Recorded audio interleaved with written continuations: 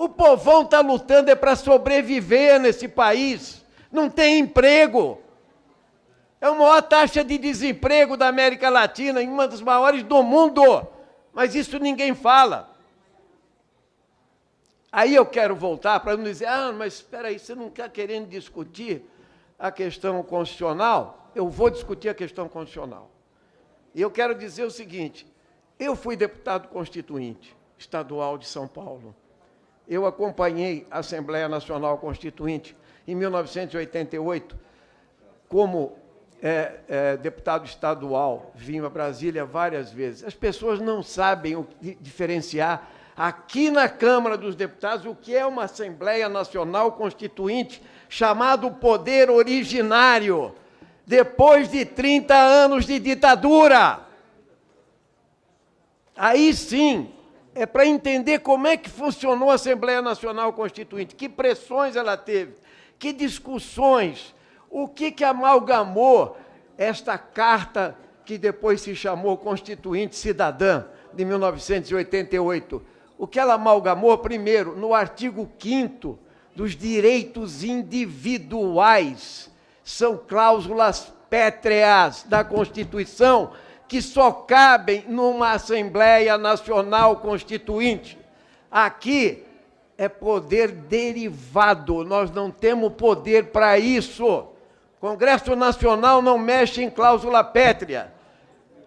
O deputado Pellegrino, inclusive, citou agora há pouco, e outros, sentença penal condenatória só depois do trânsito em julgado. Poxa vida, está tão explícito isso. Isso aí é o poder originário. Isso é cláusula pétrea.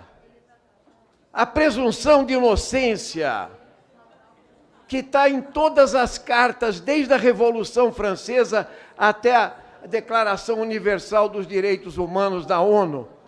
Presunção de inocência, direito de defesa. Mas aqui no Brasil, o que se quer é discutir punitivismo, mas para fugir das grandes questões, para não discutir a base que leva milhões à cadeia, até o terceiro maior sistema carcerário do mundo, 800 mil pessoas. Eu acho que a deputada Talíria colocou muito bem.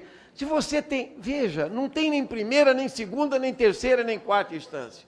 300 mil estão presos e não foram julgados em instância nenhuma. Que é mais do que isso? Isso é um escárnio. Isso é uma injustiça com as pessoas que não têm direito de defesa, que não têm um advogado, mas nem ninguém está preocupado com isso. Isso aí deixa lá, amontona lá. Quem já entrou numa cadeia feminina aqui? Vai lá, tem 30 mulheres numa cela, 28 estão lá por causa de pequenas porções de droga que elas levaram para o namorado, para o marido, ou alguma coisa assim. Estão lá, cumprindo pena, só sai agora para amamentar, quando dá para fazer. O resto, e quem está lá? É o negro, é o pobre, é o de baixo, como diria Florestan Fernandes. Ninguém se importa com isso. Com as vergonhas da cadeia. Ninguém sabe o que é cadeia aqui, gente. Entende? Privação de liberdade. A sociedade evoluiu. Não, aqui as pessoas falam, quem é de bem é direito humano. Quem não é de bem, de bem. O Queiroz é de bem? O Adriano Nóbrega é de bem? Miliciano, assassino? O Rony Lessa, vizinho do Bolsonaro, é de bem? Eu queria que vocês respondessem isso. Aliás, quando a gente fala isso, ninguém responde. É a única coisa que eles não respondem. Pode falar de tudo, mas sobre isso ninguém fala. Na verdade, o que tem aqui é um sentimento de vingança, de revanche. Então, o problema se transformou, não nos 4.800 que podem apenas, né, acessar esse direito depois da decisão do STF, mas numa pessoa que tem uma simbologia forte. Então, nós estamos em que tempos? Em que tempos que o Major Olímpio e depois o Bolsonaro falaram o seguinte, eu vou aplicar a Lei de Segurança Nacional. Lei de Segurança Nacional. Gente, lei é um entulho autoritário. Ninguém estaria aqui pela Lei de Segurança Nacional, era proibido organizar partido político ilegal. É um escárnio. O presidente da República eleito falar isso. O outro falar em adicional número 5, ele não sabe que teve tortura, assassinato, desaparecimento, censura, perseguição, prisões em massa. Esse é o líder do governo na casa, gente. Que escárnio! Vocês deviam ter vergonha internacional, vergonha alheia, de ter um presidente e um líder de governo que vem falar isso aqui. Não é líder do governo, não, é líder do partido. Golpe de Estado. É líder do partido, não é do governo. Líder do partido aqui na casa, exatamente, do partido do presidente da República. Entende? É disso que eu estou falando. Então, é óbvio que vir falar aqui em AI-5, Lei de Segurança Nacional, golpe militar, fecharam o STF com um cabo e um soldado, atacar o STF emula pessoas com ódio e intolerância. Eu já falei aqui ontem, mas vou repetir para o público que nos ouve pela TV Câmara. Uma advogada gaúcha tuitou e falou lá na rede social dela: é preciso estuprar e matar as filhas dos membros do STF que votaram a favor de... Gente, o que é isso aí? Isso é desvio de foco, na verdade. Por isso, eu queria colocar o seguinte: se tivesse, eu vi alguns parlamentares governistas citando casos, mas as defensorias públicas de São Paulo e do Rio, a nossa estatística, a deputada Thalíria já tocou nesse assunto, mas eu faço questão de replicar. 60% dos recursos judiciais e 25% dos agravos em recursos especiais interpostos obtiveram resultados positivos no STJ, no Superior Tribunal de Justiça. Quer dizer, se elas tivessem sido condenadas, então teríamos praticado injustiça em 60% ou 25% dos casos. Ninguém leva em conta estatística aqui, gente.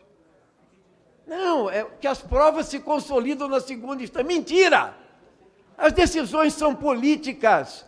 O senhor Sérgio Moro é um político.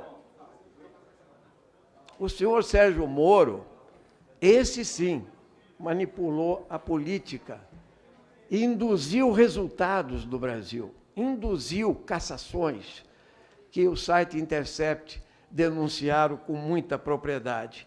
A mesma coisa fala para o Rio de Janeiro, onde 49% tiveram habeas corpus. E no pacote anticrime, deputada Thalíria, tinha 3 questões que nós combatemos aqui na legislatura passada. Olha, era prova ilícita, pegadinha para funcionário público e o fim do habeas corpus, que nós precisamos lá no tempo da ditadura. Isso mostra o caráter autoritário, intrínseco desse tipo de proposta. Por isso, a Constituição brasileira, ela pode ter muitos defeitos, mas querer comparar a nossa Constituição com outros países, transportar mecanicamente para cá, é outra marmelada que nós não vamos aceitar. Cada país tem uma realidade, e uma realidade jurídica, como já foi dito pela deputada Jandira aqui, com o juiz de instrução e o juiz que julga. Tem contrapesos, tem outros tipos de direitos, aqui não. Nós queremos, sim, liberdade. Nós queremos que o Brasil funcione com a democracia. Quem quer só AI-5, quem quer ditadura, não pode continuar determinando rumos jurídicos para esse país. Isso é perda de liberdade. Isso aqui tem defensor de tortura nessa casa e na presidência da República. Isso é crime imprescritível, inafiançável. Isso é crime e nós não vamos admitir isso. Por isso o pessoal votará